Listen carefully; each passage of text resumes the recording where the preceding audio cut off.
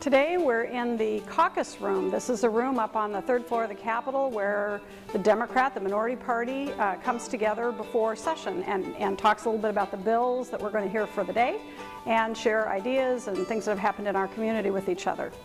This has been a very interesting week. I started Monday morning at 7 a.m. with a local coffee. The Darn Fine Ladies in Rochester, we get together once a month. And so I started my day at 7 a.m. and then drove quickly up to the Capitol for a 10 o'clock caucus in this very room, followed by about 9 hours on the floor of the House. We took up the tax bill.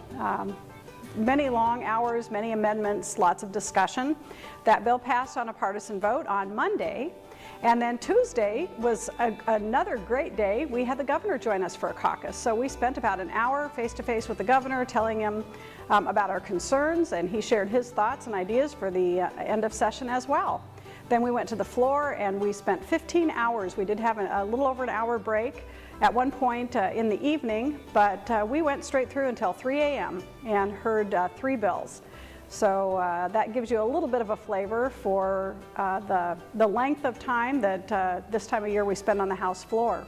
We heard the K-12 bill, the higher ed bill, and the environment bill, all controversial. Many amendments were offered by the minority party and frankly the majority party too to fix up the bills. Most of those amendments did not go on, a few did, but at the end of the day all 3 of the bills passed out of the body, again on primarily a partisan vote. These bills will be met by one more that we're going to deal with this afternoon. We're going into session at 4. They did let us sleep in this morning, which I was very grateful for. We're going to go out on the floor and we're going to tackle one more bill today, the Ag bill. Won't be quite as long, I don't think. And tomorrow we're going to take up the public safety and judiciary bills, rounding out the week. Next week we have many other important bills like health and human services and jobs to tackle, but we'll have a weekend rest before we start up with those. This is the time of year where the majority party rolls out its bills to show its base what it believes in. These are not necessarily bills that anyone is anticipating will be signed by the governor. In fact, the governor's been quite clear that what he is looking for is a full picture of a budget.